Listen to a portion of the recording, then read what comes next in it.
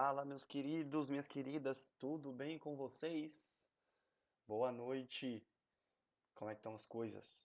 Pessoal, hoje estamos aqui para começarmos uma nova peça processual, uma peça processual muito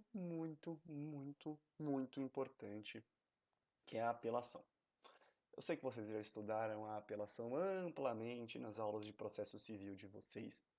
Eu sei também que vocês sabem tudo sobre apelação, mas no aspecto prático, pessoal, a apelação ela tem algumas especificidades que vale a pena a gente destacar de novo. Então eu peço desde já desculpas se eventualmente a gente estiver sendo um pouco repetitivo com relação às coisas que vocês já estudaram na vida de vocês, tá? Mas, pessoal, é muito importante que a gente reveja aí alguns conceitos, reveja algumas peculiaridades do recurso de apelação, para que na vida prática de vocês não cometam alguns equívocos aí que são muito comuns. Tá bom, pessoal? Então hoje a gente vai falar sobre apelação, pessoal. Na próxima semana, no dia 22 de maio, é a nossa prova. Você já deve estar se perguntando, professor, e as provas que a gente fez? Até domingo, depois de amanhã, estarão todas corrigidas, todas finalizadas. Tá bom? Bom, antes da gente entrar no recurso de apelação propriamente dito, vale a pena fazer algumas considerações aí para vocês sobre a teoria geral dos recursos, tá? Não é o objeto da nossa aula, mas são algumas informações que vocês têm que observar quando da atuação profissional de vocês. O que são recursos, né, pessoal? Recursos são instrumentos processuais, ou seja, ferramentas que estão aí à disposição dos profissionais para a impugnação das decisões judiciais. Isso são os recursos, tá? Então a gente tem vários tipos de recursos diferentes. Temos a apelação, temos o agravo de instrumento, temos embargo de declaração, temos recurso especial, recurso extraordinário. A gente vai, na medida do possível, tentar falar um pouco sobre cada um deles aqui para vocês, tá? Os recursos, de acordo com a teoria geral, têm alguns pressupostos. Pressupostos intrínsecos, ou seja, que estão intimamente relacionados com o próprio recurso, e recursos extrínsecos, que são questões externas que se relacionam com o recurso interposto, pessoal. Pressupostos intrínsecos, a gente tem a legitimidade, o interesse recursal e a adequação. Legitimidade, a parte tem que ser parte legítima para recorrer, ou então ter interesse em recorrer, como o Ministério Público, por exemplo, em algumas demandas, tá? Interesse recursal, pessoal, diz respeito ao interesse da parte em recorrer. Como assim? Poxa vida, se por exemplo eu me sagrei vencedor por completo de uma demanda em primeira instância, eu não vou ter interesse recursal em recorrer. Por quê? Porque o recurso ele não vai tornar a minha situação mais benéfica, pelo menos não a princípio. Daí a gente fala em interesse recursal. E a adequação vale dizer que para cada tipo de decisão judicial, para aquelas que há a possibilidade de recorrer, há um tipo específico de instrumento processual a ser utilizado como recurso, tá certo, pessoal? Então, por exemplo, se da decisão cabe agravo de instrumento e, porventura, alguém vai lá e interpõe um recurso de apelação, o pressuposto da adequação não está observado. Então é necessário observar esses três pressupostos intrínsecos aí e extrínsecos também, tempestividade, preparo e forma. Tempestividade, pessoal. Cada um dos recursos ele tem um prazo para ser interposto ou para ser oposto. Por exemplo, apelação, agravo de instrumento, prazo é de 15 dias úteis. No caso dos embargos de declaração, 5 dias úteis. E assim sucessivamente, pessoal. Cada um tem um prazo a ser protocolizado, por isso a gente fala em tempestividade. Preparo. Alguns recursos, pessoal, eles dependem do recolhimento de custas para serem processados. Por exemplo, recurso de apelação, agravo de instrumento. Outros não, como os embargos de declaração. Então a gente tem que também ficar ligado aí quanto a esse aspecto, porque existem alguns recursos que dependem de preparo para poderem ser protocolizados. E forma, cada recurso tem um formato diferente, a gente vai ver que o recurso de apelação tem um formato bastante específico, o agravo de instrumento também tem um formato bastante específico.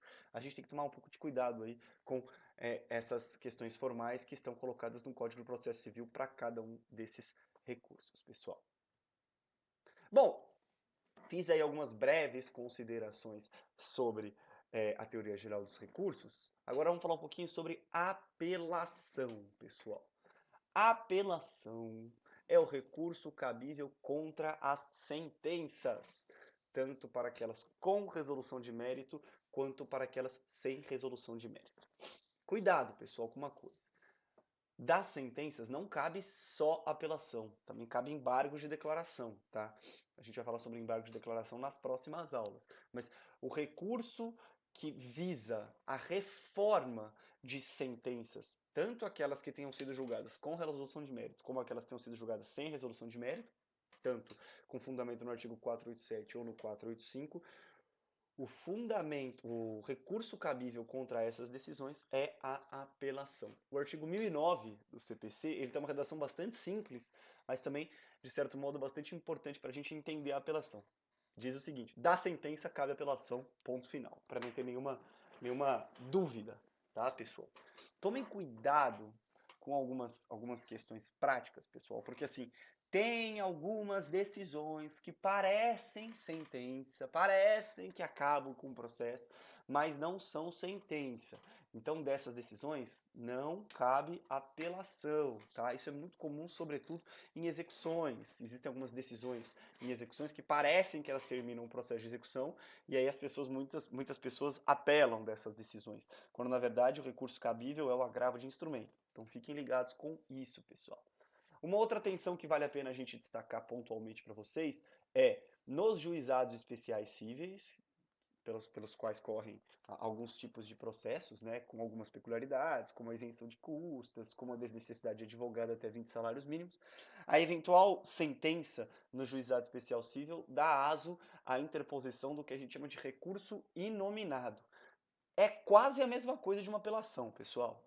Ele só tem um nome diferente, chama mesmo recurso inominado, e o prazo também para a interposição do recurso inominado não é de 15 dias úteis, é de 10 dias úteis. Então fica ligado com isso, tá? E além disso, pessoal, a apelação, via de regra, ela tem tanto efeito devolutivo quanto efeito suspensivo. O que isso significa? Efeito devolutivo significa dizer que eu devolvo a matéria objeto da apelação para apreciação do tribunal. E o efeito suspensivo vale dizer que, enquanto a apelação estiver em trâmite, via de regra, os efeitos da sentença de primeira instância, eles estão suspensos. Existem algumas situações em que a apelação não tem efeito suspensivo. Por exemplo, na condenação de pensão alimentícia. Dando aqui um exemplo para vocês entenderem essas diferenciações. Mas, via de regra, no âmbito da apelação, eu tanto devolvo o conhecimento da matéria ao tribunal, como também suspendo os efeitos da sentença. Tá bom, pessoal? De primeira instância. Bom, as questões que tenham sido resolvidas em fase de conhecimento, caso não sejam impugnáveis por meio de agravo de instrumento, constarão das preliminares de apelação. Pessoal, isso é uma coisa também bastante interessante, tá? Antigamente, no CPC do TIL, existia um instrumento processual chamado agravo retido. E, além disso, o cabimento do agravo de instrumento ele era exemplificativo. Ou seja, eu meio que podia interpor agravo de instrumento sempre. Hoje a situação mudou. Hoje o agravo de instrumento ele tem cabimento em hipóteses taxativas. Então não é em qualquer situação que o agravo de instrumento pode ser interposto, pessoal. De tal modo que é comum que no curso de um processo, em primeira instância, aconteça alguma coisa, o juiz dê algum tipo de decisão que seja desfavorável a alguma das partes. Se essa hipótese não estiver expressamente elencada como uma hipótese de cabimento de agravo de instrumento, na forma do artigo 1015 do novo Código de Processo Civil, eu não posso fazer absolutamente nada no que se refere a instrumentos processuais para tentar reverter essa decisão.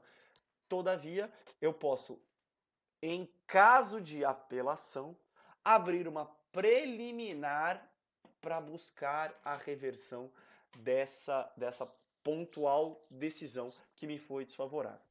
Vou dar um exemplo aqui para vocês. Por exemplo, vamos supor que eu tenho alguma prova indeferida em audiência de instrução e julgamento, tá? Se eu tiver alguma prova indeferida em audiência de instrução e julgamento e entender que essa prova é indispensável para a resolução da demanda, em preliminar de apelação eu abrirei um tópico pedindo a reversão da decisão que indeferiu determinada prova e pleiteando aí a nulidade da sentença, por exemplo, por inobservância do contraditório e da ampla defesa.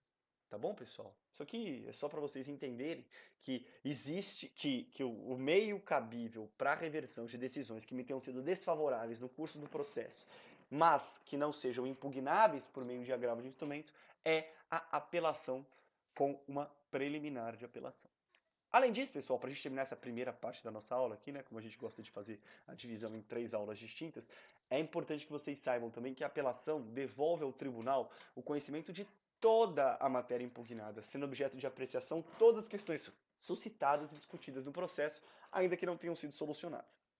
Pessoal, um juiz ele pode dar uma sentença de procedência, de improcedência, de extinção sem análise do mérito, com base não necessariamente em todos os fundamentos que as partes trouxeram aos autos, tá? Então, sei lá, eu posso julgar procedente o pedido com fundamento em um dos argumentos trazidos à exordial, não com base em todos eles. O que isso significa? Em sede de apelação, pessoal, o tribunal ele vai rever todos os argumentos trazidos ao processo, não necessariamente aquele que tenha sido apenas determinante para o julgamento da procedência ou da improcedência da demanda. Tá? Então, isso traz como consequência a necessidade de, em eventuais contrarrazões, e a gente vai falar sobre isso também nas próximas aulas, de eu trazer, até como fundamento de defesa, todos os argumentos que foram trazidos no curso do processo, e não apenas aquele que está trazido na apelação. Só tomar cuidado com uma coisa, pessoal. No que se refere à teoria geral dos recursos, via de regra, prevalece o princípio da proibição da reformatio impejus. Então, em regra, se recorro da decisão, a minha situação processual não pode ser piorada, tá? Então esse trecho aí que eu li a vocês, que está aqui, a apelação deverá ao tribunal o conhecimento de toda a matéria impugnada, isso não viola o princípio da reformatio impejus. Por quê? Porque a despeito de estar recorrendo de uma decisão judicial, pessoal, a situação não pode, a minha situação não pode ser piorada no processo, mas outros argumentos que não foram apreciados pelo juiz de primeira instância, mas constam do processo, eles podem ser apreciados pelo tribunal. Tá bom, pessoal? Bom, são essas aí as considerações que eu tenho a fazer nessa primeira parte da nossa aula. Na segunda parte, a gente vai entrar em estrutura da apelação propriamente dita. Beleza, pessoal? Um grande beijo a vocês. Até já já.